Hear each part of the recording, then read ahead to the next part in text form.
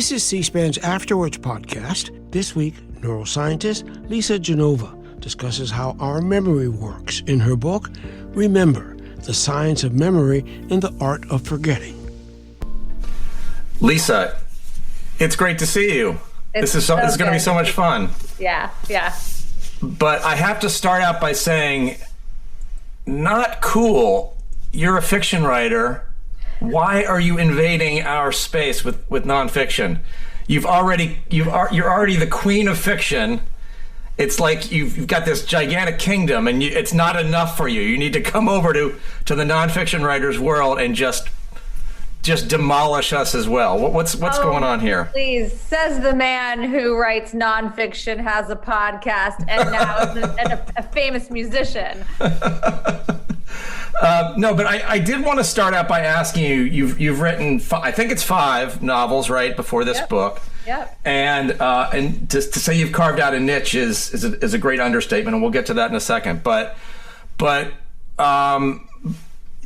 nonfiction? I mean, what finally tempted you over to nonfiction? And I'm also wondering, is this do you see this as very much a blip in your long fiction writing career, or do you see yourself now more fluidly kind of going back and forth? So yeah, the reason for writing this, the intention behind this was, I've been talking about Alzheimer's around the world for over a decade now, and that's super important work to me personally. I know it is to you as well. I'm really trying to help folks understand this disease, be less afraid of it, encourage earlier diagnosis and resources for care and research.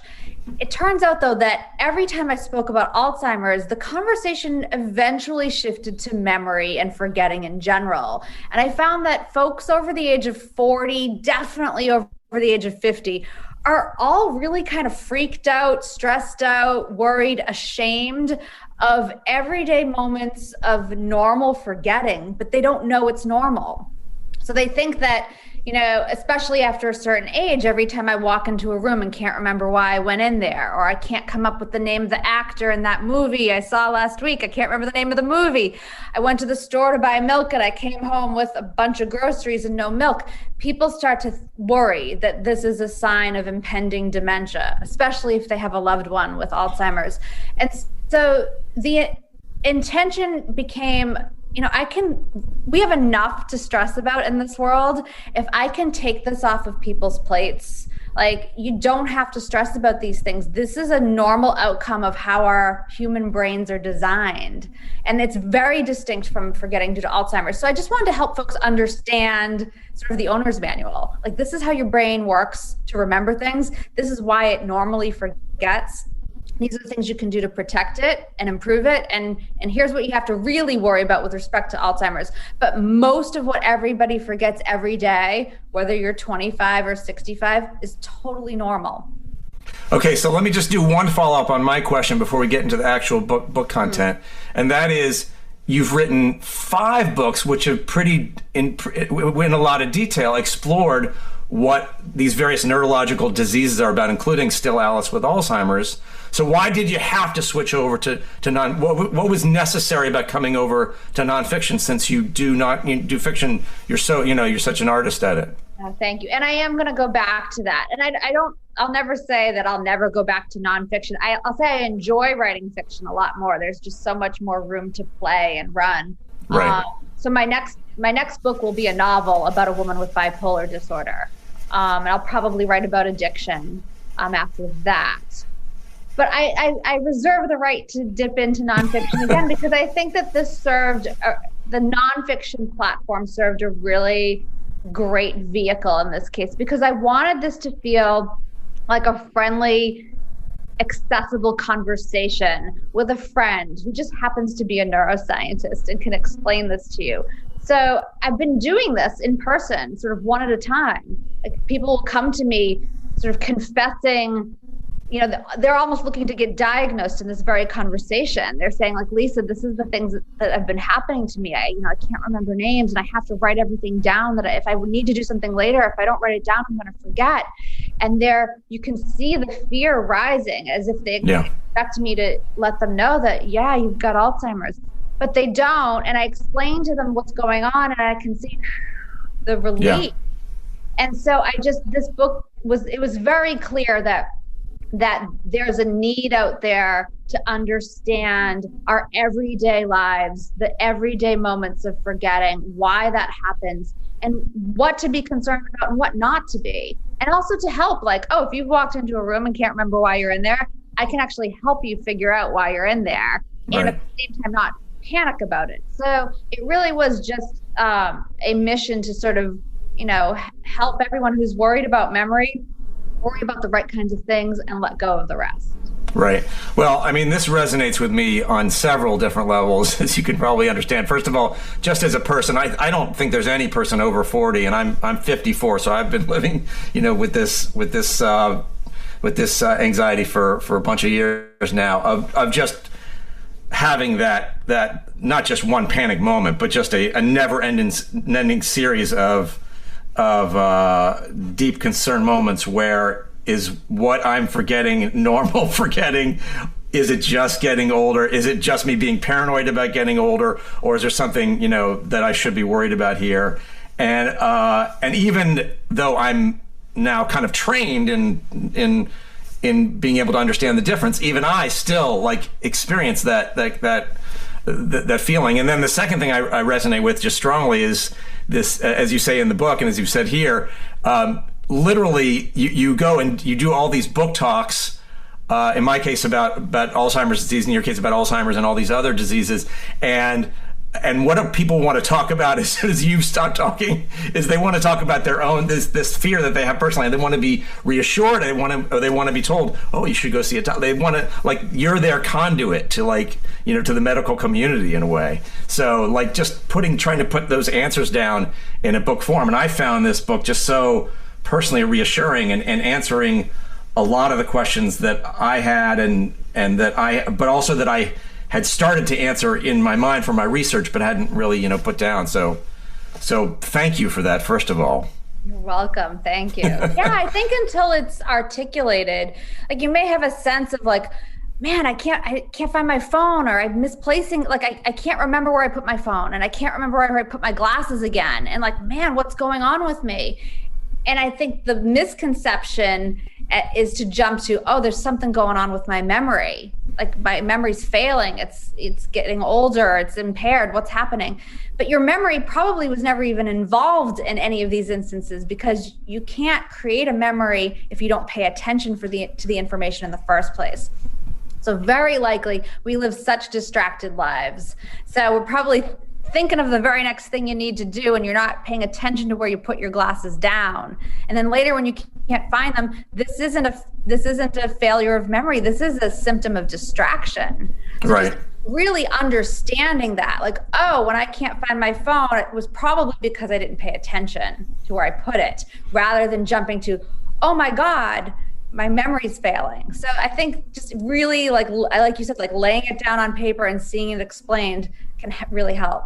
Yeah, absolutely. So let's talk about what I think is the very biggest idea in the book, or at least the idea. Everything is narcissistic, so this is how I see the world. But and I'm so glad you spent a bunch of time on this, which is this kind of before we get in this conversation to the ins and outs of actually how memory works and different kinds of memory and things like that.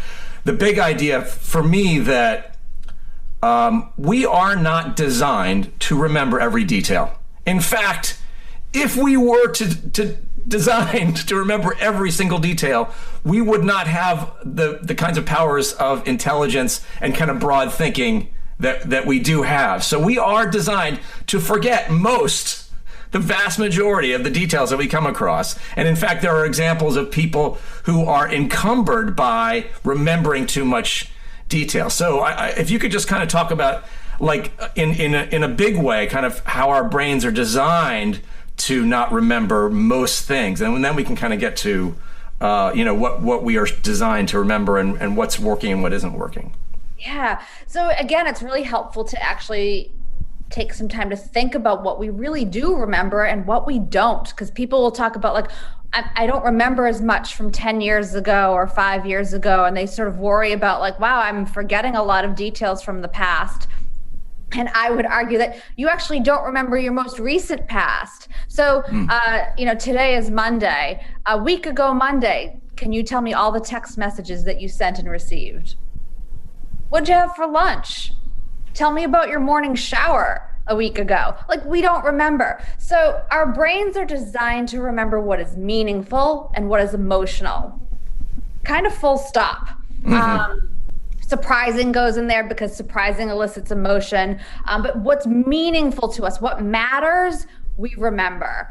And we forget what isn't. So most of our lives are spent doing things that are kind of routine, habitual, day to day, same old, same old. Our brains don't remember same old, same old. So we spend much of our days doing the same thing. So we get up, we get dressed, we brush our teeth, we have coffee, we sit on a million Zoom calls, where now our days are even shrunk even more, right? We don't go as many places. So if you're feeling fuzzy from the past year, if you're feeling a little foggy about, like, I don't know, this year's a big blur, it's because we didn't get out and do as many things. Right. It wasn't different. It was the same day to day. And our brains forget what's routine.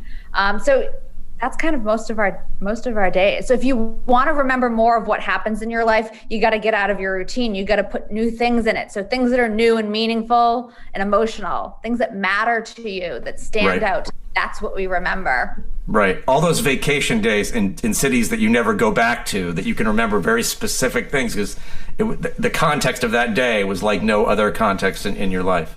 Right. And we tend to talk about the things that were new and meaningful and exciting to us, right? So we have the chance to revisit that memory, and repetition of a memory helps us remember it. It reinforces the strength of those neural connections.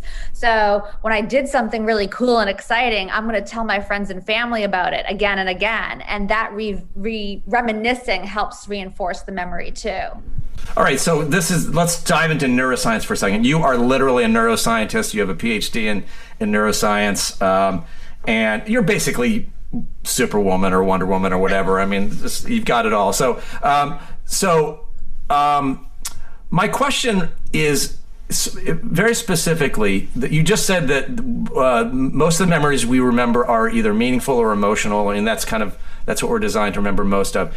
Is the reason that we remember those because of that emotional moment, the Challenger blowing up or whatever, and we're right there and it's seared in our memory? Or is the reason that that's the memory and that's the event that we keep going over and over and over in our heads and in conversations and things like that? Or is it both? And kind of how does that work in the biology of our brains? It's a bit of both. And so now, actually, we're talking about a specific kind of memory, which is a memory for something that happened.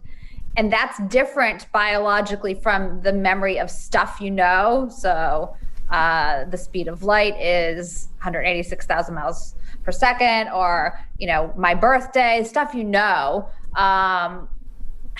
the memories for how to do things. So how to type, how to ride a bike, how to drive a car. That's different. Memories for stuff that you plan to do later. So right now we're talking about the stuff that happened, which is called episodic memory. And episodic memories for the stuff that happened, are really influenced and enhanced by emotion. So if something happens and it's emotionally neutral, I might remember it.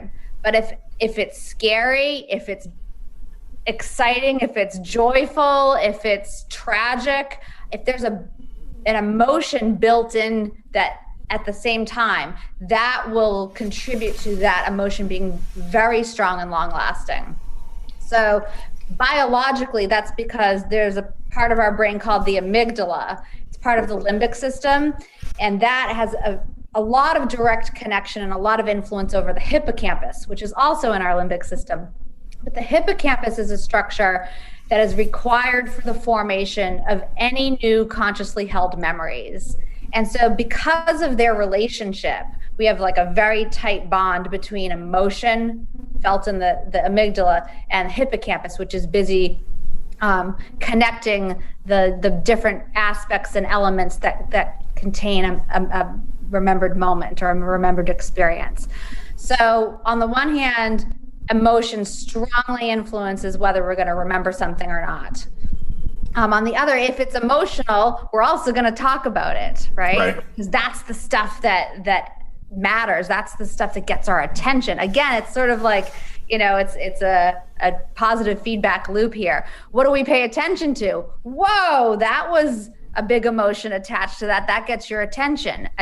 You can't remember something if you don't pay attention to it, right? So if I'm driving from Boston to Cape Cod, I cross the Sagamore Bridge. I've done this thousands of times. I might be 10 miles past the bridge and suddenly think, did I already go over the bridge? I can't remember. I can't remember driving over a colossal 4-lane bridge because I never paid attention to it. But if someone were standing on that bridge about to jump off, if there had been a car accident on the bridge, if someone called and there was like amazing news, someone's getting married and I happen to be on the bridge, I will remember driving over the bridge that day. Right. So emotion really helps us pay attention, which also helps us form memories. Right. And I'm this is the part of the interview where I'm not sure where to go because there's so many different things I want to ask you about memory. But the top of mind right now is, I think you talk about in the book, how you remember things that actually didn't happen. Can we talk about how that happens? Because that's another huge misunderstanding about memory, is that people have vivid memories from long ago, and some of the stuff they remember has been stuff that's been kind of wound into the story that didn't actually happen the way they remember it. No, it might not have actually happened at all, or it might have happened, but you didn't experience it. You're borrowing from other people. So let's back up. So memories for the stuff that happened, again, unlike stuff you know how to do, stuff you plan to do later, are very vulnerable to editing and change. So the stuff that happened that you remember is probably wildly inaccurate. And people have done all kinds of studies of eyewitness testimony, people who were interviewed just after the Space Shuttle Challenger blew up or just after 9/11, and about where you were, who you were with, what do you remember, and then interviewed again a year later, 2 years later. Right. And their memories are totally different 2 years later versus right after. And then actually, these tend to be college students too. There's a great study out of Emory of college students. So these are young people, not people who have aging brains, who might be memory impaired. These are 20-year-olds interviewed immediately after the Space Shuttle Challenger. Who were you with? What were you doing? What'd you see? How'd you feel? Interviewed again 2 years later. Their answers don't match, like almost at all. And then shown their original handwriting, they look at that and think, well, that's strange. Like, that can't be right. They actually will stick to their newer false memories. Wow. Yeah, I know. It's humbling. And then eyewitness testimony is wrong much of the time, which is kind of frightening given how much we rely on that to convict folks. If I were to show you a video, this was done by Elizabeth Loftus, a video of a car accident, and then I ask you afterwards, how fast were the cars going when they contacted each other? You'd give me an answer, say 30 miles an hour. If I instead said, how fast were the cars going when they crashed or when they smashed into each other, you would probably say they were going faster. So here's the deal. What happens after we remember something influences how we later restore it. So we can only capture what we pay attention to in the first place, right? So if I witness something, if I experience something, and my brain's not a video camera. My memory's not recording a constant stream of every sight and sound I'm exposed to. I'm only going to capture a certain part or slice of what actually happens. So to begin with, my memory is biased and distorted from what someone else sees, right? So, a 54-year-old man witnessing something might notice different elements than a 22-year-old woman. So your memories of the same event are going to differ to begin with. Now, here's the weird part of our brain. So every time we recall a memory for what happens, we have the ability to add, subtract, change it, bring in new information. So if it's after 9/11, I then watch news reports, and I might incorporate some of that information into what happened immediately after. If I'm on the phone with someone, maybe what she says and what she notices influences what I remember. I might leave some information out. I might, to make the story sound better, I might add some pieces of information to connect the dots. But here's what happens.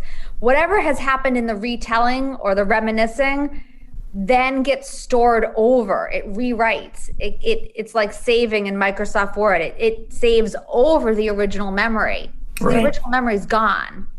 And so now it's like the telephone game. The more I retell this memory, the further and further it has the opportunity to migrate away from what originally was my first memory of that event. So years later, I'm likely to be really, really far off from what I originally experienced. So if you have siblings, this is like a really cool exercise. If you have brothers and sisters, remember a holiday from your childhood, or remember an event that all of you witnessed. So I could, my brother Tommy, remember Christmas when I was 10 and you were 8. And I might say, I might have a memory of what we got. Oh, we got skis and we did this. And he might have a completely different memory of that exact same day. And so we don't know who's what I try to help folks understand is you actually don't know. You can't know who's right and who's wrong in these instances. And you likely both have misinformation in your own memory. All right, so now there are two follow-ups to that, and I don't know which one to start with, but I'll go with the first one that I thought of. Why? I mean, our brains are the most fantastic machines ever invented, and it's probably going to take a while for that to change, even with all the incredible machines we invent these days. Why would evolution design a brain that could change the way we actually remember something that happened, that would and would give us would make us unable to know whether that memory is a true memory or something that was then subsequently kind of edited in? That I can understand how we want to form a big intelligent picture and we want to keep improving on that intelligent picture. So you get a new piece of information, you make it more accurate, I guess, but to not be able to know in your own head whether this is a true memory or something that you changed along the way, or to even to make it worse, as you said, to insist that it's a true memory, and even when you're looking at evidence that it's not. What's up with the design of our brains that makes that possible? Yeah. So the first obvious answer for me is just that our memory system isn't perfect. It's so fallible. I mean, this is not the only instance where our brains are not designed well for remembering everything. So there's a strange paradox with memory, right? So on the one hand, if I decided I wanted to memorize 100,000 digits of pi, my brain's capable of that. Like, I can do that. You can do that. Anyone can. A Japanese engineer at the age of 69 memorized over 100,000 digits of pi because he wanted to. So we can do that. We can learn new languages. You can play guitar and write songs. Like, we can learn and memorize and remember anything. And it's gonna forget, to take your vitamin later or to return the library book. Like, it's this strangely, most astounding piece of equipment ever imagined, and it's a total dunce. It's going to make bizarrely simple mistakes. And so I don't have an exact answer for you, but I can also imagine, just sort of, evolutionarily wise, like, our memories for what happened are somewhat collaborative. It's not dependent on just you. So like I said, I can only remember what I paid attention to. And so I'm going to miss a large portion of what actually happened just from the beginning. Like, I'm going to only have noticed, people talk about eyewitness testimonies if there's a bank robbery. If I'm the only person who witnessed what happened, I might have only seen the gun, but not the gunman's face, because I was so, focused on the thing that could kill me. I missed his face altogether. But someone else who was maybe not in the line of fire could have seen his face. So maybe this ability to collaborate on memory helps us get a fuller picture for what happened. And as a byproduct, we eventually can't tell, what was originally my experience versus someone else's versus stuff we just made up, because we've got great imaginations and we're great storytellers. Our brains love story. Anything that we can wrap a story around and a story that makes sense, our brains remember that. Right. So the viewer will note that I almost stumped you. Even I tried and I couldn't, but I came closer than some maybe. All right. So my next follow up to this little micro subject is there any way for us to know, as we're remembering something that's important, if we really care to know, like let's say we are on the witness stand or whatever, is there any way for us to know or to have hints about whether something is a true, accurate memory, or it's something that we've edited along the way? Or do we just need to give up and just acknowledge that whatever we're remembering is simply the story we have taught ourselves to tell? Yeah, I honestly think it's the best we can do. I think there needs to be an acknowledgement. And again, there's, Elizabeth Loftus is a psychologist, and there are others out there who are sort of pounding the pavement with this message that our episodic memories are so fallible. They can contribute to a case and creating a picture, because obviously we don't need to throw it out entirely. If we witness something, if we experience something, there is certainly element of truth in there. There's certainly, hopefully, there's some, it doesn't distort so wildly that it's just completely off. But it's subject to all kinds of errors. And so to just hold someone's testimony as this is truth is dangerous. So I think it's a piece of the puzzle. And I think that, for example, if you keep a diary and you write down what happens on your days, you're more likely to remember both what you wrote down and other elements, because what you wrote down can be a cue and a trigger for other pieces of what happened that day. So it helps unleash the rest of the memory if you keep a diary. So those can be more accurate. But on the flip side, they can also be less accurate, because if I write something down, it can also limit what I remember to only what I wrote down. And I've emphasized that so much that I might miss some other things that had happened, but I've now erased that from the memories. It's so far gone because I've now restored and revisited only this aspect of what happened, that the other pieces have gone away, and you can't convince me that they actually occurred. Tricky. Eyewitness testimony, I think, is incredibly flawed, and I don't think anyone should ever be convicted based on eyewitness testimony alone. Yeah.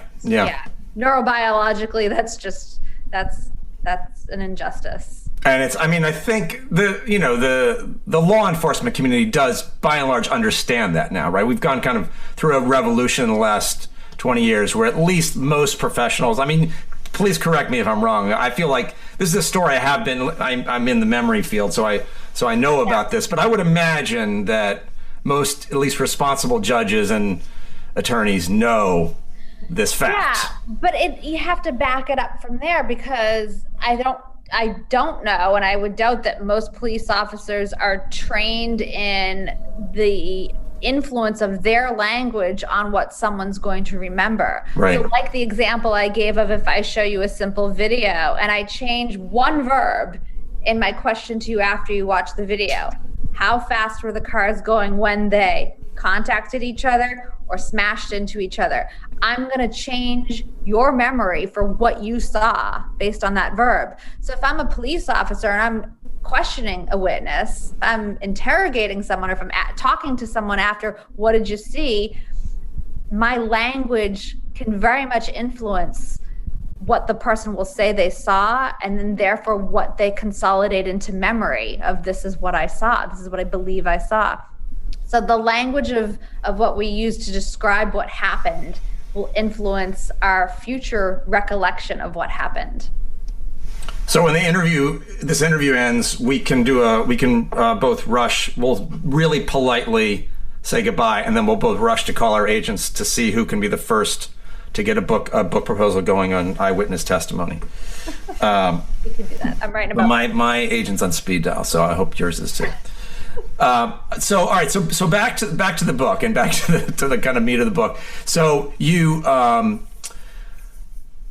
what is more important to you? Is it more, because you do a bunch of really interesting things in the book? Is it to kind of reassure people? I mean, you talked about that reassurance being kind of your entry into this book, and that kind of pervades the book to kind of make people who are going through normal things understand that this is actually the way our brains are built, and this is what we're supposed to be experiencing, and that in itself is huge medicine. But then you get into helping people actually understand the differences, the workings of memory. And I wonder kind of how you thought about as you were writing the book, like how much because at a certain point people want to know stuff, but they don't really want to learn the science, qua-science of stuff. They want to understand like kind of the basics of it. So how did you kind of navigate that?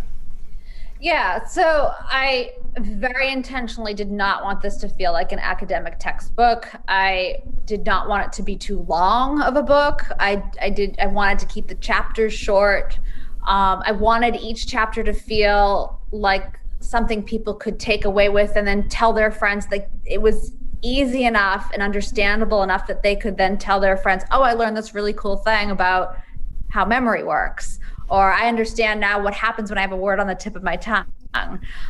So I think it was each chapter I was hoping to give people a little of like, let's look under the hood. Like, here's what happened. Right. This is how memory works. And I didn't, I hope it's not dumbed down so much, but it's I'm not writing a neurobiological textbook at all. So here's how memory works. Here's what happens when it's not working and why. So, and then here's, there's some tips in there for, what helps your memory. So what improves it, things like getting enough sleep and managing stress and what can impair it, the difference between Alzheimer's and normal forgetting. But yeah, I think mostly I wanted folks to really recognize that, there's not a supplement in this world. Everybody wants the supplement, right? Everybody wants the rabbit out of the hat or the magic pill. Everybody wants the pill for like, how do I stop having a word stuck on the tip of my tongue? Or what can I do so that I always remember where I parked my car? And there isn't a supplement out there for this. Our brains are designed in such a way that we're going to forget certain kinds of things regularly forever. And right. I find that reassuring and not frustrating or scary. And that's my hope. So that is one of the biggest hopes. And then I think, there's an appendix at the back, which is, sort of the quick hit list of like what to do to improve your memory day to day, because people like that. But there's also this idea, again, that it's this memory paradox. Like, memory is a really big deal. It's essential for the functioning of almost everything we do and right. Our identity, right? Our ability to remember, who I've been and who I am. But it's also not such a big deal because it forgets most everything eventually. Like, we don't remember last week or last month very well. We only remember a handful of things from the past year really, really well. And that's okay. Yeah, I mean, I think there's a Zen thing in there, which is, if you can get there, which I don't feel like I'm, there all the time, but I have experienced it before, and that is this kind of sensation of, well, I can't remember. That is really frustrating. I would love to remember, the exact thing, particularly as a professional writer. You want to remember the details. You want to be able to report it, accurately. But at the same time, you have this kind of sense of, but I know like the essence of what I'm saying, the kind of larger point is there. And the larger point is there. Not that I'm going to fudge the details. I'll like figure out a way to get the details if I don't have them, in my brain right now. But if you had to choose between kind of having the larger truth, like the best, the most collaborative perspective, the most kind of overarching perspective on something that happened, and having some sort of like, tunnel vision memory of the actual things that you saw and heard at that moment in time. You would definitely choose the larger picture. I mean, 100 times out of 100, because that's what's so great about being human, is kind of having that big field of vision. Yes. So our brains are great at remembering the gist of what happened, or the gist of, a body of knowledge. Like you read, a research paper and you get the gist of it. And what's kind of beautiful about living today is that, life's an open book test. You can look up the details, you can Google it. And so this isn't, making us dumber in any way, our ability to, Google the name or Google the statistic. We weren't holding all of that information in our heads before the internet. This is now a way to expand what we have access to and what we can know and use. And our brains, we get the gist of what's going on. I should say there are about 100 or so people who've been diagnosed on this planet who have highly superior autobiographical memory. These folks remember in great detail every day of their lives from like the age of 10 or so. So they do remember last week's morning shower and what they had for lunch and all the text messages. And for some folks, this is a superpower. So Mary Lou Henner, the actress, has this. And I chatted with her several times, and she's in the book. And I tried to stump her, and I couldn't. So she, I'll pick a date, like, August 4th, 1986. And she's like, oh, that was a Saturday. And I went, to visit Johnny Travolta, and we did, like, she has the whole day. Oh my God. And then she can tell you what was happening in the news and what she wore and what the weather was. And I threw in a day that actually met her in New York City. And she's like, that's when you came to New York to see me. So she's got it all. Oh my God. And she loves this. There are folks who have this where it's not the superpower you and I imagine it would be. It's they can't stop reliving the worst days of their lives, full technicolor detail, and they perseverate there. And so it's, lends to sort of paralyzing depression. And then there's the folks, there's a famous man, a case study in neuroscience. His name was S. He was studied by Alexander Luria, and he remembered everything and could memorize, massive quantities of texts in a foreign language and mathematical formulas he didn't understand, and could regurgitate these in perfect detail years later. But he was somewhat impaired in day-to-day life too, because again, there was no background and foreground, right? Everything was remembered. So what was meaningful was just as remembered as what was inconsequential. And so he was really burdened by this. Yeah, I wrote about S as well. I think remembering the gist is really useful for our ability to function. All right. Let me press you on something you said, because I want to see if you'll stick to it.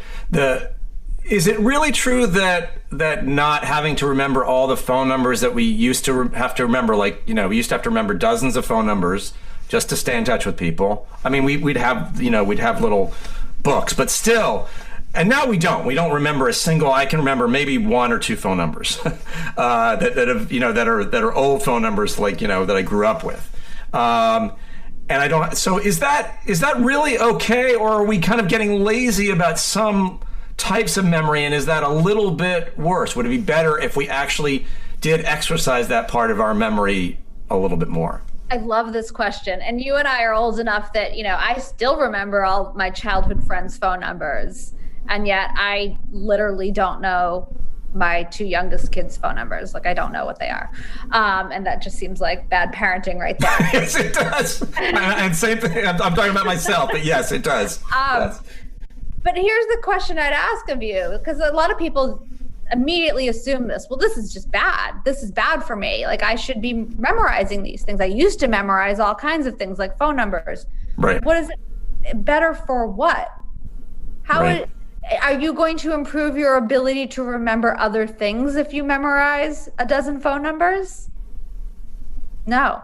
Are you gonna improve your ability to remember, details of the documentary film you watched or the book you read? Or are you going to be better able to find your phone when it goes missing if I memorize a dozen phone numbers? it doesn't translate. So yeah, we can, our brain, again, you can memorize 100,000 digits of pi if you decided you wanted to. So I can sit down and I can, through repetition and maybe some associations, I can remember, my children's phone numbers and, a dozen others, with no problem. It doesn't improve my memory ability for memorizing other things whatsoever. And it doesn't really improve my life because I don't need to memorize that. I have it. So our phones, our smartphones are sort of, an externalization of our memory. It's an augmentation of our memory. And we can job share the job of memory with our phones in all kinds of really cool ways that don't have to be fearful for us, like I wear glasses because my eyes need help seeing. We don't think twice about that. I can use Google or my contacts list to remember things for me, to help aid in remembering, and it doesn't impair my memory's ability to do other things. So it's not like, oh, I haven't memorized phone numbers and now I'm just sitting on the couch staring at the wall drooling. Like I'm busy I think as a world we're busier and using our brains more than ever. I mean, we don't have enough downtime probably, right? Right. When I was a kid, when we drove in the car, we stared out the window. Right.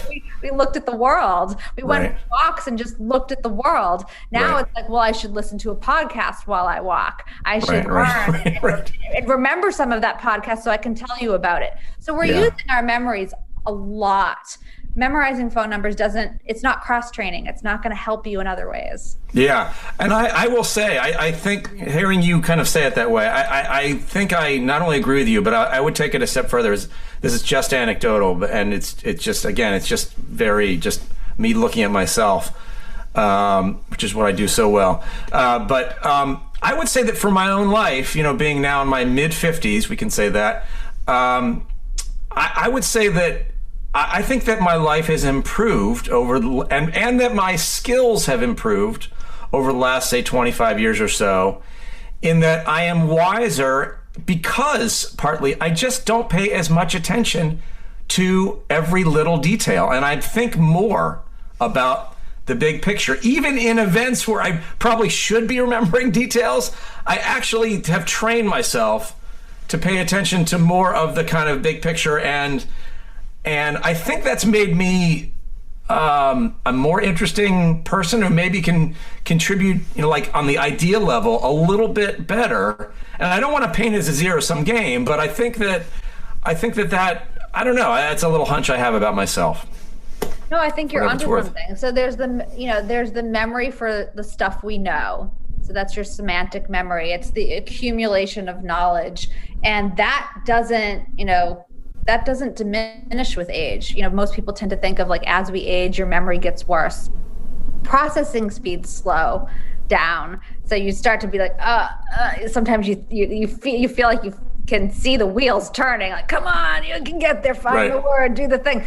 So that happens, but we don't have an impairment in what we've learned. Like the stuff stays with you, and so you have this accumulated body of wisdom as you get older, which is better than ever. You know more now than you did when you were 25.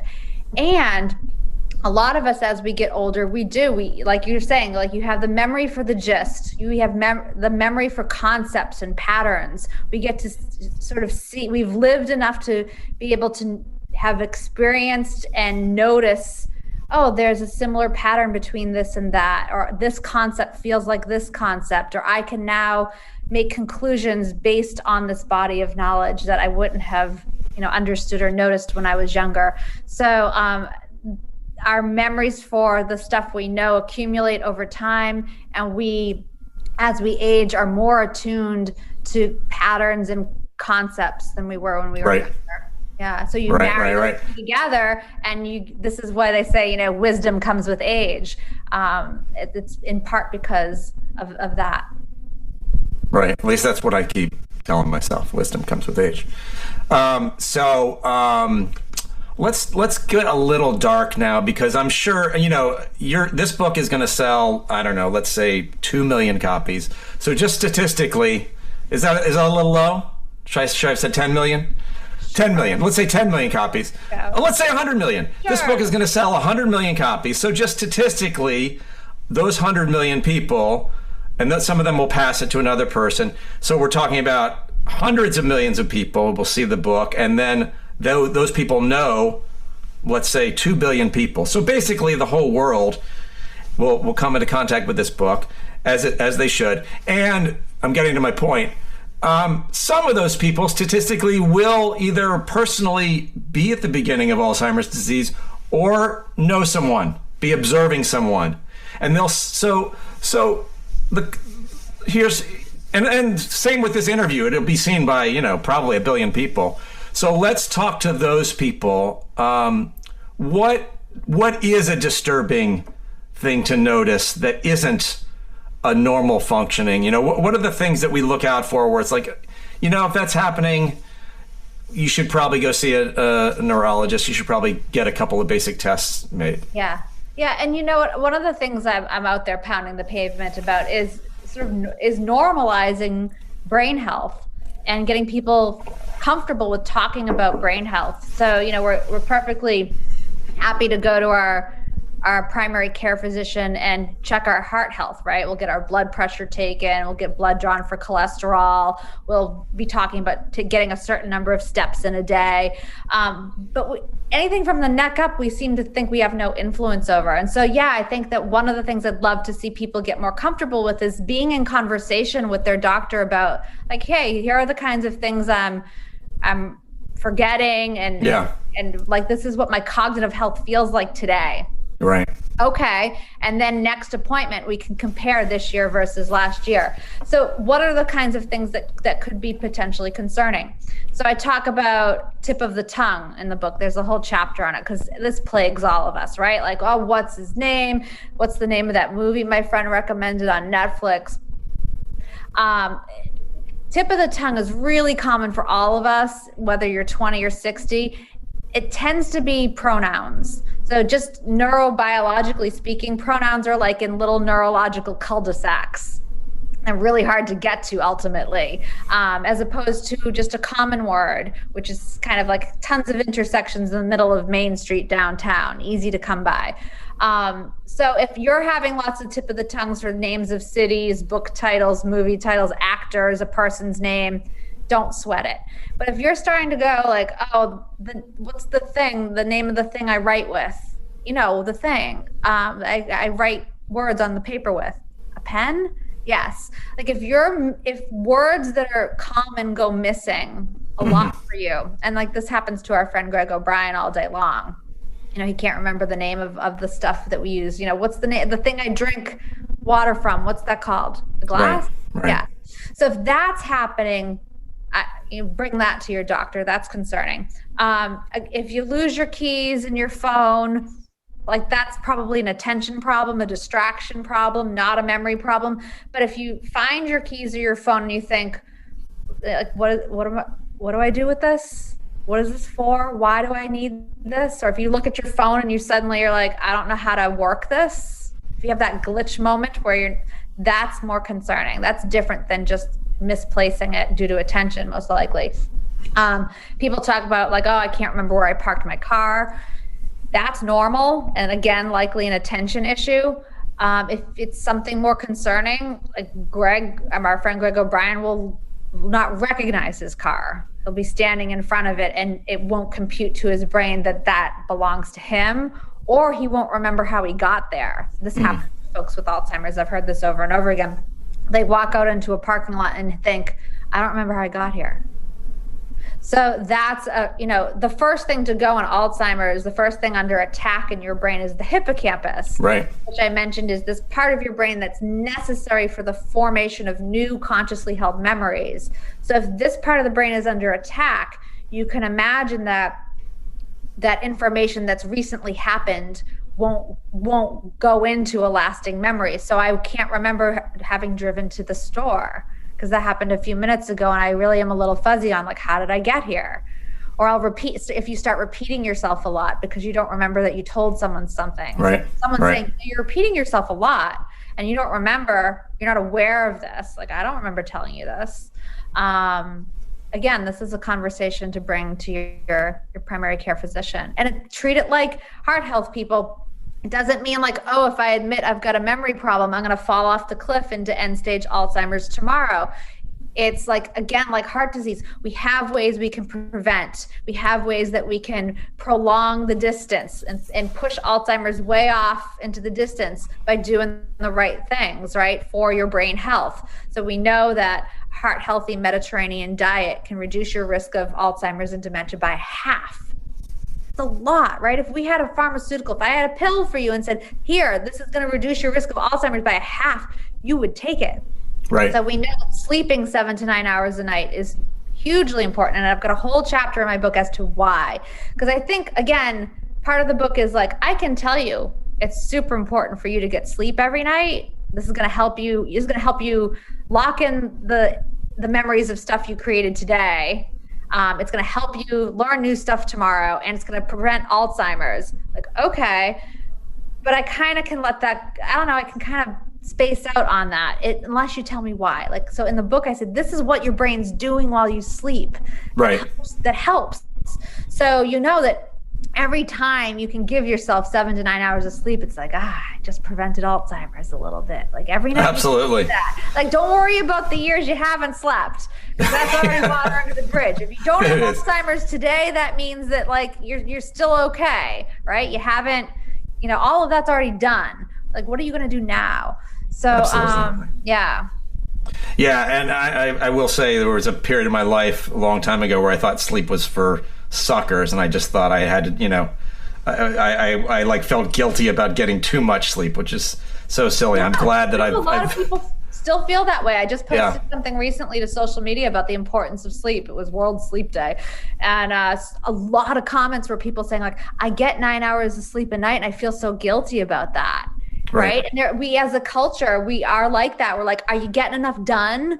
Like, are you lazy? Are you, if you're sleeping, you're lazy. And it's like, Like, well, let's spend we only have like 2 or 3 minutes, but let's spend 1 or 2 of them talking a little bit.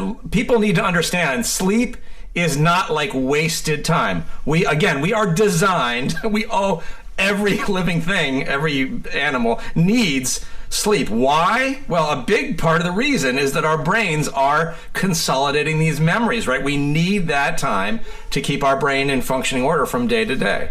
Yeah, I mean, so this clicked for me, and this is a lot of Matthew Walker's work. It's why would all living things have evolved to devote so much time to sleeping, right? Like, we've spent years of our lives asleep at this point at our age, right? Right. At like 16 cumulative years asleep. So it's like, it's not a state of doing nothing. That's the thing. Like, we're not conscious for it, but our body is super busy doing things that are essential to the health and functioning of every organ system in our body, including our brains. So we need it to consolidate memories. We need it to clear away the metabolic debris that accumulated during the business of being awake so that we don't get Alzheimer's. It's vital to your mental health, cardiovascular health, not getting cancer. So I think it really helps for folks to understand, like, oh, my brain and body are busy cleaning up and doing business while I sleep, necessary business while I sleep. So it's not a state of unconscious nothingness. Right, absolutely. Get more sleep and don't feel guilty about it. Feel decadent about it. Feel like you've just done something great for yourself, and just do that every day. And like you said, don't worry about the sleep you've missed in the past. We've all done stuff that is stupid, but we can be smarter and wiser as we go on. Yeah, no more, we do better. Yep. Lisa, this has been such a privilege to talk to you for an hour straight. We made it almost an hour without mentioning Rudy Tanzi. I'm just throwing his name out there because I've never not talked to you for anything like this and not talked about Rudy. So hilarious. And I hope this book sells those 100 million copies that it deserves to sell. And I can't wait to see what your next one is on, and we'll hopefully talk about that one too. Thank you so much. Can't wait to see you in real life someday soon. Yeah, for sure. Someday soon. Yeah. All right, take care. Thank you. You too. Thanks for listening to this week's Afterwards podcast. Subscribe, rate, and review us wherever you get your podcasts. Send us an email to podcasts@c-span.org.